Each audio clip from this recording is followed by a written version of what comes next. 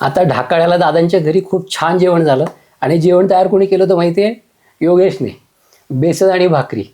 परंतु ते बेसन कसं तयार केलं आहे हे ऐकून मला खूप आश्चर्य वाटलं. कारण आपण काय करत असतो घरी, आपण कुठलीही भाजी असू दे, बेसन असू दे, फोडणीचं वरण असू दे, आपण तेल घालतो, जिरं मोहरी घालतो, फोडणी देतो आणि बाकीचं काय काय त्यात घालत असतो.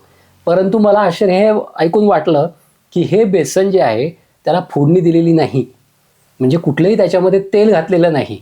मग मी त्याला विचारलं, बाबा हे कसं केलं तू बेसन? तर तो आपल्याला सांगणार आहे बेसन त्याने कसं केलं ते. योगेश, तू बेसन कसं तयार केलं आमच्या श्रोत्यांना सांग बघू. ठीक आहे. आपलं बेसनाचं साहित्य तर सगळं इथंच आहे. सुरुवातीला कांदा चिरून घेतला, लसूण सोलून घेतला थोडा, आणि त्यानंतर कढई ठेवली गॅसवर.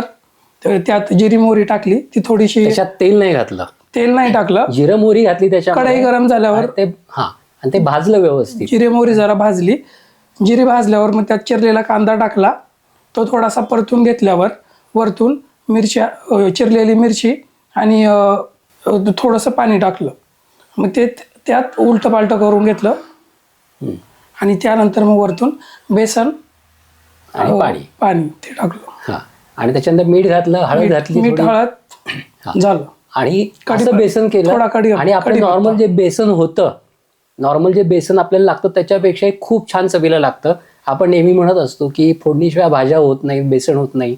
परंतु आज मी हे ऐकून मला खरं अक्षरशः छान वाटलं. म्हणजे पहिल्यांदा तो धक्काच होता की फोडणीशिवाय भाज्या आणि बेसन. परंतु हे ऐकल्यानंतर मला छान पण वाटलं की जर आपल्याला कोलेस्टेरॉल कमी करायचं असेल तर अशा तेलाशिवाय आपण भाज्या केल्या किंवा बेसन केलं तर खूप त्याचा आपल्याला छान फायदा होऊ शकतो. असं हे बेसन आज आम्हाला योगेशने खाऊ घातलं आहे. धन्यवाद योगेश.